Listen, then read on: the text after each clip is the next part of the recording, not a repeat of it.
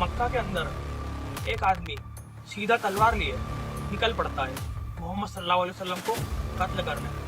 ये आदमी कोई और नहीं, ये है हजरत उमर।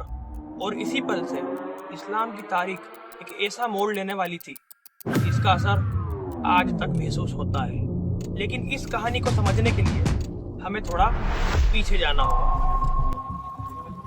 जब कुरैश ने देखा कि मुसलमान हफ्सा में अमन से रह रहे हैं तो उन्हें ये बात खटकने लगी कि अगर वो अमन से रहेंगे तो इस्लाम खत्म कैसे होगा। इसलिए कुरैश ने अपना सबसे चतुर दिमाग भेजा, अमर इब्न अल-आस, जो उस वक्त मुसलमान नहीं हुए थे। प्लान बिल्कुल क्लियर था, नजासी बादशाह के पास जाओ, अच्छे महंगे तोहफे दो और मुसलमानों को वापस मक्का ले आओ। हजरत अमर गए और उस बादशाह से कहा, ये लोग न हमारे दिन पर है न तुम्हारे, ये बस फितना फैला रहे हैं, इन्हें हमें वापस कर दो। सब कुछ कुरैश के प्लान के मुताबिक चल रहा था। उन्हें लगा वो कामयाब हो गए। लेकिन फिर बादशाह ने कहा, जो लोग मेरे मुल्क को अमन की जगह समझकर आए हो, मैं उन्हें बिना सुने वापस कैसे कर दूं? बादशाह ने मुसलमानों को बुलाया। उस वक्त मुसलमान थोड़ा घबरा गए, लेकिन सब ने एक ही फैसला किया, हम वही कहेंगे जो हमें नबी ने सिखाया है, चाहे अंजाम जो भी हो। बादशाह ने सीधा सवाल पूछा, वो कौन सा दीन है जिसके लिए तुमने अपनी कौम को छोड़ दिया? तब हजरत जाफर बिन अबी तालिब रज़ियल्लाहु ताला अन्हु ने कहा, ओ बादशाह, हम अंधेरे में थे, बुतों की पूजा करते, जुल्म करते, हराम खाते और रिश्तेदारों से ताल्लुक तोड़ते। फिर अल्लाह ने हमारे दरमियान एक ऐसा नबी भेजा जिसे हम सबसे ज्यादा सच्चा और अमीन जानते हैं। उन्होंने हमें सिर्फ एक अल्लाह की इबादत करना, सच बोलना, अमानत अदा करना, जुल्म न करना, ये सब सिखाया। अपने पड़ोसियों का ख्याल रखना, खून रेतियों और बदआमालियों से बचना सिखाया। नमाज, ज़कात और रोजे का हुक्म दिया। जब हमने उस पर ईमान लाया तो हमारी कौम हम पर जुल्म करने लगी, मजबूर करने लगी कि हम सिरके की तरफ पलट जाए, वापस औरतों पर जुल्म करें। फिर हमने यहाँ पनाह मांगी ताकि आपके इंसाफ के जरिए हम अमन से अल्लाह की इबादत कर सके।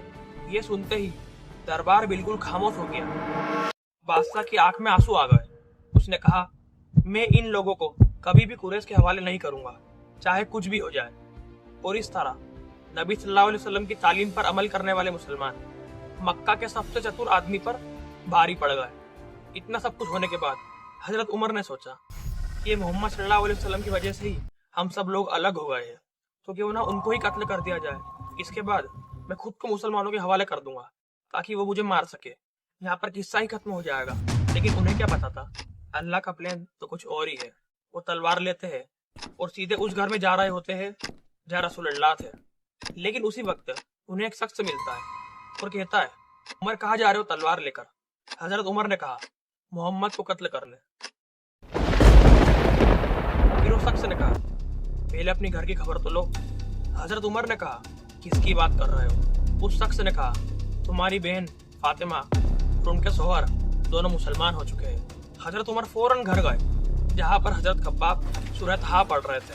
हजरत उमर की आवाज़ सुनते ही खब्बाब छुप गए और कुरान को छुपा दिया। हजरत उमर ने गुस्से में बहन और बहनोई को बहुत मारा, यहाँ तक कि उनकी बहन के मुंह से खून निकलने लगा। और वही पल उमर के दिल को छू गया। और थोड़ी देर बैठे, फिर कहा, जो पढ़ रहे थे मुझे बताओ। फिर उन्होंने सूरह तहा की आयतें पढ़ी और हजरत उमर रो पड़े। कहा, कितना अजीम कलाम है, क्या इससे ही कुरैश भाग रहे थे?